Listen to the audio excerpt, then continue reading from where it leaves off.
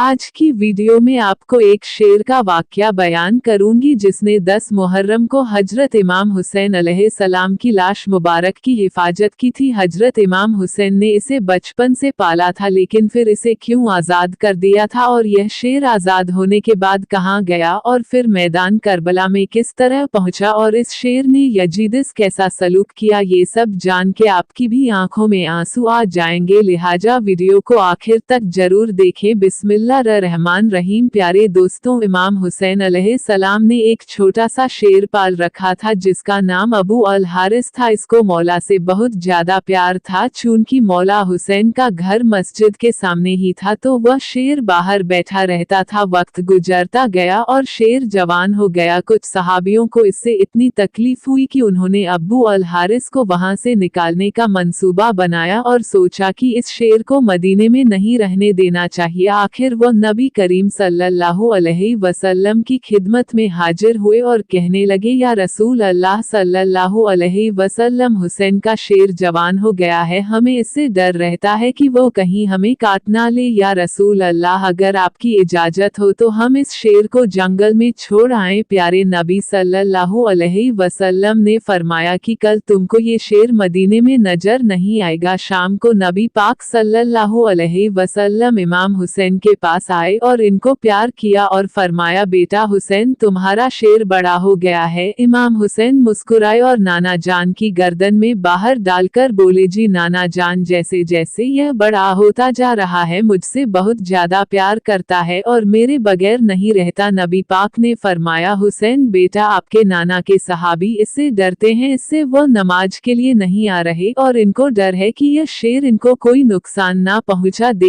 बेटा हुसैन, इसे हम आज़ाद ना कर दें। ये कहना ही था कि इतने बड़े बड़े आंसू इमाम हुसैन सलाम के रुखसार पर आए, मगर उन्होंने मुस्कुराते हुए फरमाया कि नाना जान, आज का दिन निकाल लीजिए, कल अब्बू अल हारिस आपको नजर नहीं आएगा। नाना जान ने फरमाया कि ए बेटा हुसैन, आज के दिन क्या करोगे। इमाम हुसैन रोए और फरमाया, नाना जान देखिए, बाहर शाम हो गई है और यह वक्त किसी को घर से निकालने का नहीं है। नबी पाक ने मौला हुसैन को सीने से लगा लिया। जब मौला तहज्जुद के वक्त शेर को खुराक देने आए तो अबू अल हारिस ने कहा कि ए मौला, आज इतनी जल्दी। मौला ने सारी बात अबू अल हारिस को बताई। अबू अल हारिस ने कहा कि ठीक है मौला, मैं चला जाता हूँ, पर एक शर्त है, पर दूसरी दफा मुलाकात हो। इमाम अलैहिस्सलाम ने फरमाया कि ठीक है, तारीख याद रखो, 61 हिजरी 10 मुहर्रम उल हराम को मैदान करबला के टीले के पास से तुम्हें एक आवाज आएगी, बस इस आवाज पर चले आना और मुझसे मुलाकात हो जाएगी। अबू अल हारिस ने कहा कि ए मौला, मुझे आवाज कौन देगा, क्या आप दोगे? तो आपने फरमाया नहीं। क्या आपके भाई अब्बास अलमदार देंगे? तो आपने फरमाया नहीं। फिर पूछा कि ए इमाम, फिर मुझे आवाज कौन देगा? फिर इमाम अलैहिस्सलाम ने रोते हुए फरमाया कि मेरी 4 साल की बेटी सकीना सलामुल्लाह अलैहा तुम्हें आवाज देंगी, या हमारी अम्मा फीजा सलामुल्लाह अलैहा आपको आवाज देंगी। प्यारे दोस्तों, आज भी करबला में वह मुकाम मौजूद है जहां खड़े होकर बीबी फीजा सलामुल्लाह अलैहा ने अबू अल हारिस शेर को आवाज दी थी बरोज आशुरा के, जब बीबी फीजा सलामुल्लाह अलैहा ने अबू अल हारिस को आवाज दी कि ए अबू अल हारिस, जल्दी आ, मेरे बाबा के लाश पर घोड़े दौड़ रहे हैं। मगर हाय अफसोस कि जब अबू अल हारिस करबला की सरजमीन पर पहुंचा तो इस वक्त इमाम अलैहिस्सलाम की लाशें मुबारक 7 हिस्सों में तकसीम हो चुकी थी। इद्रीस बिन अब्दुल्ला कहते हैं कि जब इमाम हुसैन अलैहिस्सलाम शहीद हो गए और उमर 7 के लश्कर ने लाशे अकदर को दोबारा पामा करना चाहा तो बीबी फिजा ने जनाब जैनब सलामुल्लाह अलैहा से कहा कि बीबी, एक रोज मैं समुंदर में महसफर थी, फिर मेरी कश्ती टूट गई और मैं एक जजीरे पर पहुंच गई। वहां पर एक शेर मेरे सामने आ गया। मैंने इससे कहा कि ए अबू अल हारिस, मैं रसूल खुदा सल्लल्लाहु अलैहि वसल्लम की कनीज हूँ। जब उसने ये सुना तो वह गुर्रा हुए आगे बढ़ गया और रास्ते की तरफ मेरी रहनुमाई की। आप मुझे इजाजत दे कि मैं इसे आवाज दूं और बुलाऊं, मैं इसको ये बताऊं कि यह लोग फर्जन रसूल अल्लाह सल्लल्लाहु अलैहि वसल्लम के साथ क्या करने वाले हैं। बीबी फिजा ने इस शेर को आवाज दी कि ए अबू अल हारिस, शेर ने अपना सर